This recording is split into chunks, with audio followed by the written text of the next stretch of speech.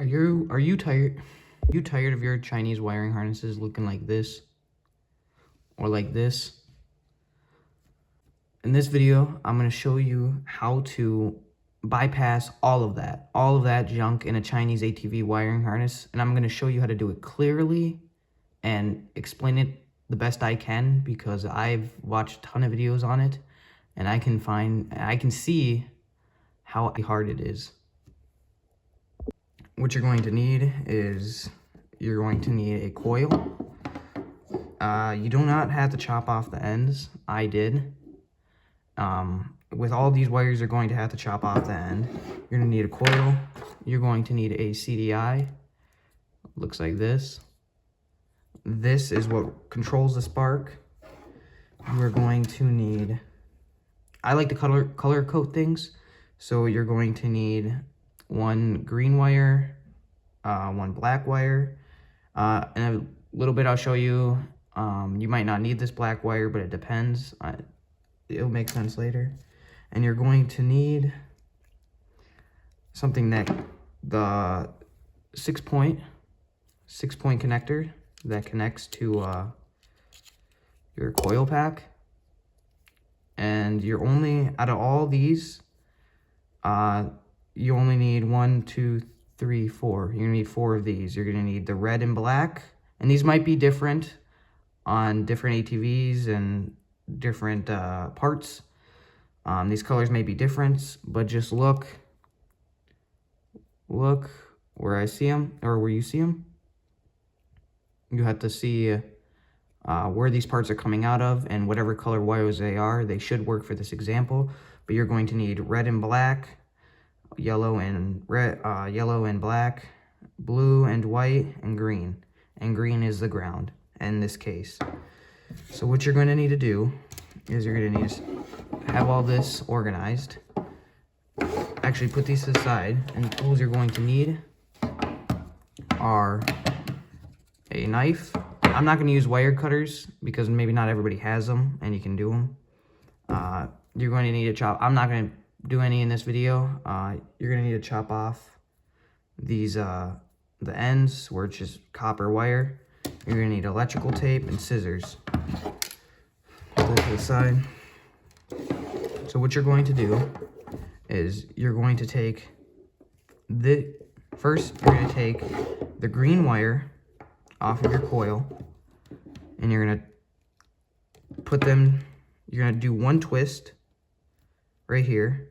You're going to put these on the coil, and the rest of these wires, the 2 of these wires actually, these are what's going to connect to your ATV. These are going to connect to the stator that is on your ATV, the wire coming out of your stator. This is what it looks like. And you're only going to need the red and black, blue and white, and green. That's all you're going to need to connect. These colors are what you're going to connect to your ATV. So actually, first we'll do this. You're going to take your black and yellow, and twist them together like that. And I like to fold it and then do another twist like that. And then you're going to take your yellow and your green, and take them off, and I like to twist them once, like I said. And then these 2 wires you can leave. They're not going to connect anywhere. They're going to stay here. What you're going to do is take this other green wire that I showed you before, and you're going to connect it to all the rest of the green wires. And this is why I only said do 1 twist, so you can twist the rest of these together. Twist them as much as you can. I like to fold it, like I said. You don't have to.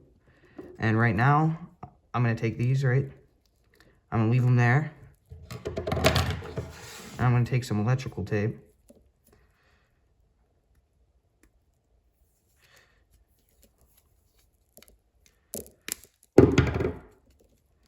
And I'm going to tape the yellow and black together. These are going to go together. And actually, I'm not going to tape this one yet because you're going to need to add this for a third ground or a fourth ground to ground to your engines. Not all ATV engines need this. I am not completely sure why, but they don't. You can either take this and ground it to the frame where there's bare metal and not paint, or ground it to, say, the bolt on an engine or something. So you're going to connect that with these. I'm not going to take off where it's just bare copper because I don't need it. I'm just going to put it there and take some electrical tape and tape these all together. Here we go.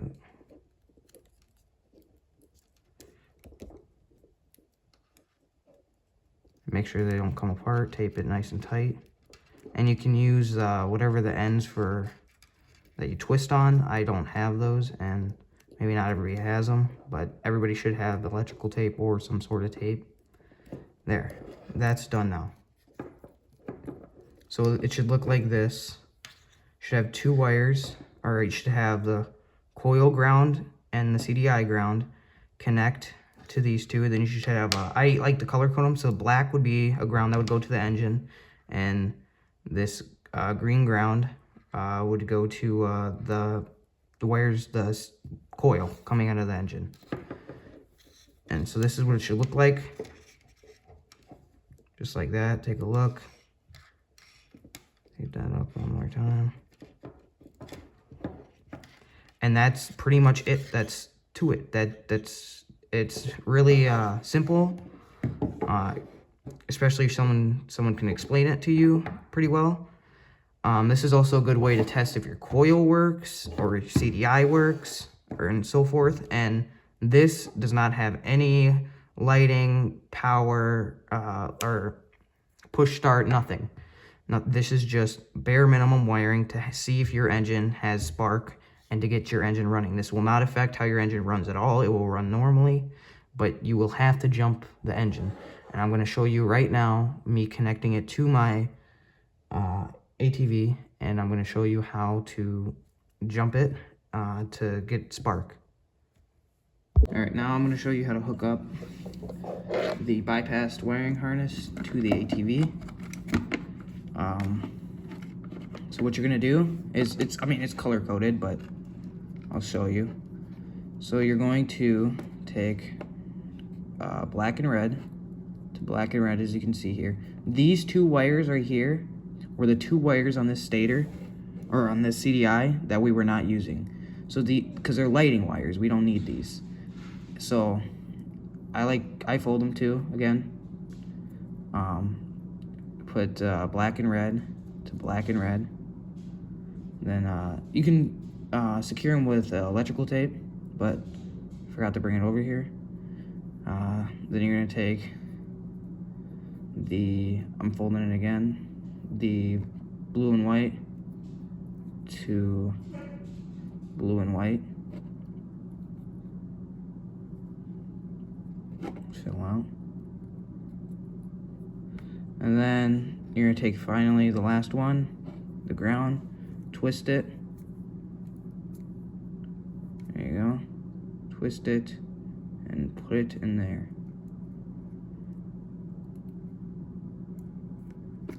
Oh. I'm gonna get some electrical tape. I'm gonna tape these up because this is kind of getting annoying. Alright, so now that I got all these secured and hooked up with some electrical tape, it did not take long, but that's, I just did it because it was getting annoying because they kept on falling off. Now they should stay. So what you're going to do is you're going to put a spark plug in that you know works. This is a brand new spark plug. I know this works. Put this up, but I know the spark plug will work for what I'm doing, and you could test it by putting it into your lawnmower or snowblower or whatever.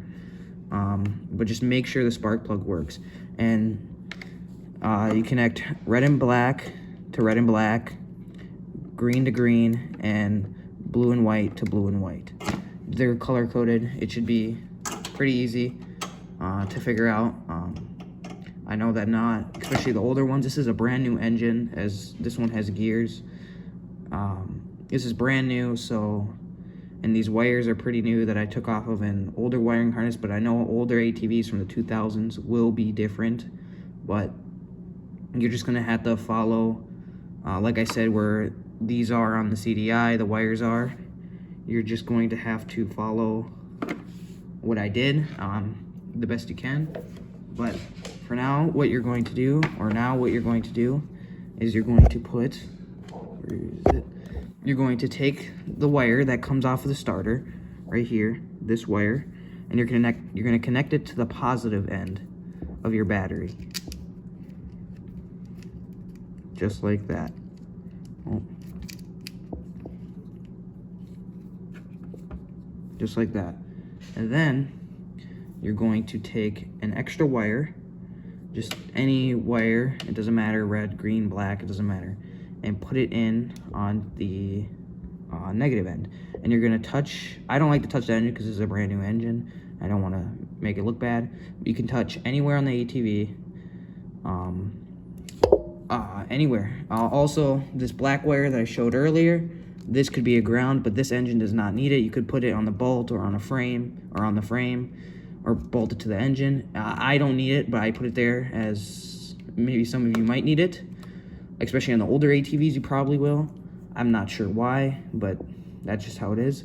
But you take this end of the, you take this wire, touch it to the negative end, and touch anywhere on the ATV, and it should immediately start turning over. Probably not a good idea to put it where the gas tank is, but the gas tank is empty. And this part of the coil or CDI does not need to be grounded onto the frame for it to spark. I know that's a big thing. It's a lie, I guess. It could be different on different ATVs. I'm not sure, but I'm gonna set the camera up where you can see that it does spark with this rigged wiring harness. And here we go. Bypassed wiring harness, seeing if it has spark. And as you can see, it has very good spark. That is really, really good spark. And this, again, will not affect any, oh shit. Actually, I touched the other end of the battery. This will not affect the running of your ATV at all. It's just to see if your ATV's valves are fine and if it's getting gas and maybe your wiring harness is broken. But if you pick up an ATV and the wiring harness just is done for, take apart the wires and try to do this, and your ATV will fire every single time if you do it right and the wires are good. Guaranteed will. So thank you for watching this video. If you have any questions, just comment. I'd appreciate it if you would like and subscribe. I will be making more Chinese ATV videos like this. Go check out the other videos. Thank you. Bye.